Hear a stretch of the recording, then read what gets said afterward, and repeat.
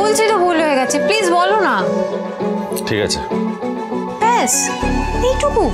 Inca, তোমার যদি কোনো সমস্যা হয় আমাকে নিয়ে, তুমি সেটা আমাকে বলবে। তুমি প্লিজ মাকে এর মধ্যে জড়িও না। আচ্ছা বাবা ঠিক আছে, ভুল হয়ে গেছে। পুজোর দিনে আর এত ঝগড়াঝাটি করো না। এবার একটু হাসো, একটু একটু হাসো। হয়েছে শান্তি। এবার এটা দেখো। এটা কি? খুলেই দেখো।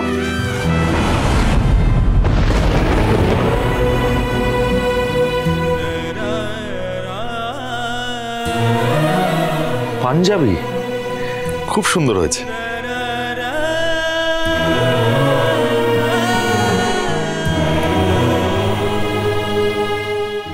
আমার পিওর সিল্কের শাড়িটার সঙ্গে ম্যাচ করে তোমার এই পিওর সিল্কের পাঞ্জাবিটা এনেছি কলকাতা থেকে। এটা কালকে পরো, কিন্তু একসাথে অঞ্জলি দেবো। ডান।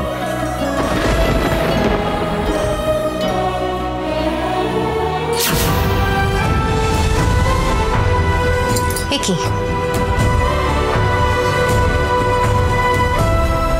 তুমি তুমি এখানে কি করছো?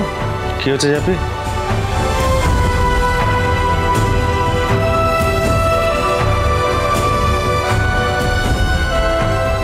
আমি না তোমার জন্য এই পাঞ্জাবিটা কিনেছিলাম। ও, আজ তো আমার পাওনা ভাগ্য দারুণ দেখছি।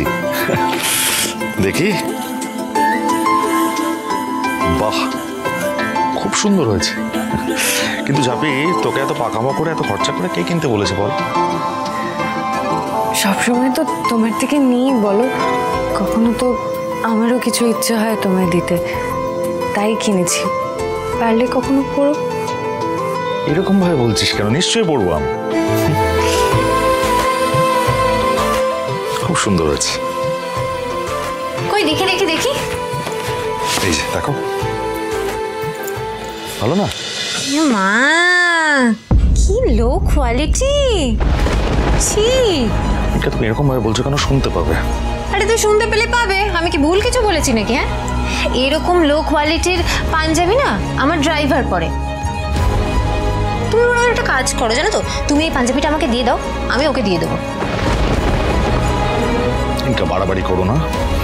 দামি পাঞ্জাবি কেনার টাকা পাবে কোত্থেকে? তোকে কে বলেছিল দিতে? দেওয়ার দরকারটা কি ছিল? তোমার জিনিসগুলোই না আমার ভাল লাগছে না আজকাল। মাঝে মাঝে আমি তোমাকে না চিনতে পারি না। জাপির প্রসঙ্গ উঠলে তুমি এমন এমন রিঅ্যাক্ট করতে শুরু করো। একটা গিফট দেওয়া নিয়ে জাজ করছো।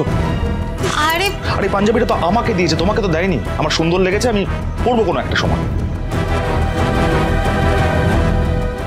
লক্ষ্মী ঝাঁপি প্রতিদিন সন্ধ্যে 6:30টায় স্টার জলসায় ও জিও হটস্টারে।